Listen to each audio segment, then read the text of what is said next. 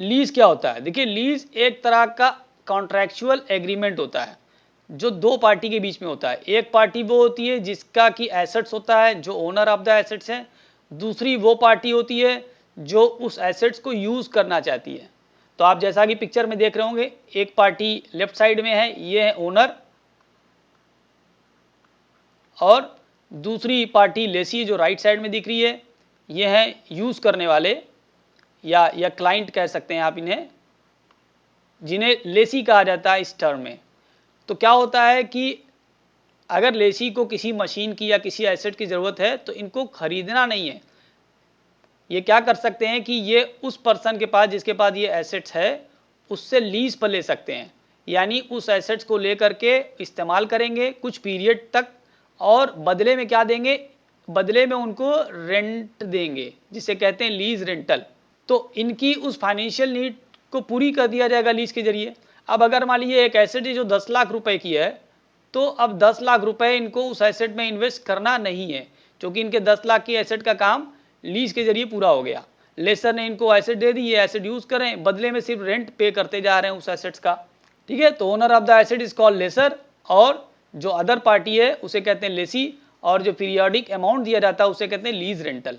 जब पीरियड पूरा हो जाता है, मान लीजिए एसेट लिया गया 5 साल के लिए, तो 5 साल जब पूरा हो जाएगा तो क्या होगा? इस एसेट को वापस उसी लेसर के पास दे देना पड़ेगा। तो लेसी जो होगा वो लेसर को वापस कर देगा एसेट्स को। लीज फाइनेंसिंग ज़्यादातर जो होती है वो टेक्नोलॉजिकल प्रोडक्ट्स में पाई जाती है।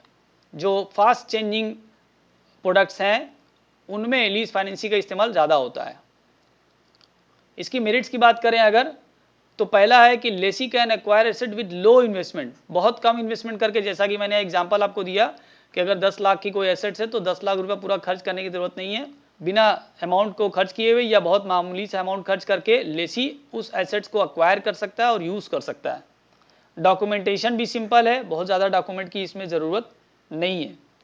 Lease rentals are deductible for computing tax. देखिए, ये जो एडवांटेज है, ये एडवांटेज आपको डिवेंचर में भी मिला था। डिवेंचर पर इंटरेस्ट जो होता है वो टैक्स डिडक्टिबल होता है, इसलिए टैक्स बर्डन कम हो जाता है कंपनी का। तो यहाँ पर जो रेंट पे किया जाएगा, लेसी ने जो रेंट अदा किया है लीज के ऊपर, वो रेंट भी अपनी टैक्सेबल इनकम में से घटा देगा, तो उसका टैक्स बर्डन कम हो जाएगा। तो ये एडवांटेज यहाँ पर है। Finance without diluting the control, control यहाँ भी डायलूट नहीं होता। तो finance without diluting the control, जो लेसर होता है, लेसर का इंटरेस्ट नहीं होता है, लेसर इंटरफेयर नहीं करता है, लेसर किसी भी तरीके से वोटिंग राइट नहीं रख सकता है लेसी के मैनेजमेंट में। तो इस तरीके से कंट्रोल लूज नहीं होता है। रिस्क ऑफ ऑब्सोलेंस, ऑब्सोलेंस का मतलब होता है आउट ऑफ फैशन, किसी चीज़ का पुराना हो जाना या आउट ऑफ फैशन हो जाना, उसे कहते हैं ऑब्सोलीट। तो किसी चीज़ का पुराना हो जाना, ऑब्सोलीट हो जाना, और उसके वजह से उसकी वैल्यू में कमी हो जाना, इस सब का रिस्क जो है वो लेसी को नहीं होता, वो सब लेसर का होता है। क्यों? क्योंकि एसेट्स का असली मालिक लेसर है, इसलिए एसेट्स में किसी भी तरह की कोई कमी होगी, गिरावट होगी, चाहे वो ऑब्सोलेसेंस की वजह से हो या उसमें कोई मेंटेनेंस की कॉस्ट हो, तो वो सब लेसर की जिम्मेदारी है।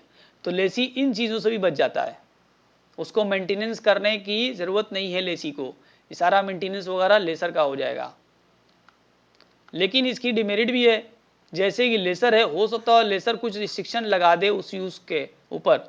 जैसे कोई एसेट्स है लेसी ने लिया है, उस एसेट्स में चाहता है लेसी की कुछ हम उसको अल्टरेशन करें, कुछ मॉडर्नाइजेशन करें, कुछ चेंज करें, तो वो चेंज या अल्टरेशन लेसर मना कर देगा कि नहीं, आप नहीं कर सकते, इसमें अपनी रिक्वायरमेंट के हिसाब से लेसी एसेट्स में कोई चेंज नहीं कर सकता, ऐसा रिस्ट्रिक्शन हो सकता है।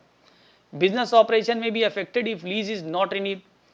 अगर लीज जैसे 5 साल के लिए आपने लिया, 5 साल पूरा हो गया तो क्या करना पड़ेगा? एसेट को वापस करना पड़ेगा।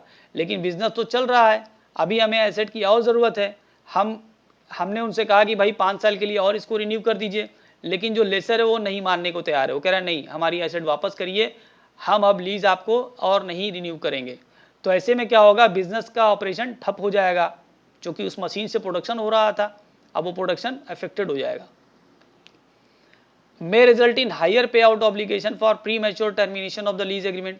देखिए, अगर लीज एग्रीमेंट 5 साल के लिए हुआ है, आपको लगता है 1 या 2 साल के बाद कि एसेट की बहुत ज़रूरत नहीं है, ये एसेट हमारे बहुत काम की नहीं है, आप चाहते हैं इसको लौटा दें, है ना, आप लौटा दें। तो जब आप कॉन्ट्रैक्ट था 5 साल के लिए, लेकिन आप 1 या 2 साल में ही लौटा रहे हैं, अपने कॉन्ट्रैक्ट को टर्मिनेट कर रहे हैं, तो ऐसे में आपको घाटा हो सकता है। जो लेसी है उसको घाटा हो जाएगा, क्योंकि जो लेसर है वो नहीं मानेगा, कहेगा ठीक है आप कॉन्ट्रैक्ट टर्मिनेट कर रहे हैं तो आप हमें पूरे 5 साल का रेंट दीजिए, तो ये हो सकता है। तो यही वह कहा जा रहा है कि यहाँ हायर पे आउट यहाँ हो सकता है ऑब्लिगेशन का, अगर से प्री मैच्योर टर्मिनेशन हो रहा तो। और आखिरी बात कि लेसी चाहे 5 साल हो चाहे 10 साल हो, कभी भी ओनर नहीं हो सकता एसेट्स का, उसको हर हाल में उस चीज़ को लौटाना ही पड़ेगा। उम्मीद करते हैं आपको इन्फॉर्मेशन यूजफुल लगी होगी। तो अगर आपने मेरे चैनल को अभी तक सब्सक्राइब नहीं किया है, प्लीज़ इसको सब्सक्राइब कर दें। वीडियो अच्छा लगा हो तो लाइक कर दें। कमेंट में बता सकते हैं कि किस टॉपिक पे आपको वीडियो चाहिए। अगर वीडियो अच्छा लगा हो तो इसको आप शेयर भी कर दें। अपना बहुत ख्याल रखिए, मिलते हैं अगली वीडियो में, तब तक के लिए गुड बाय।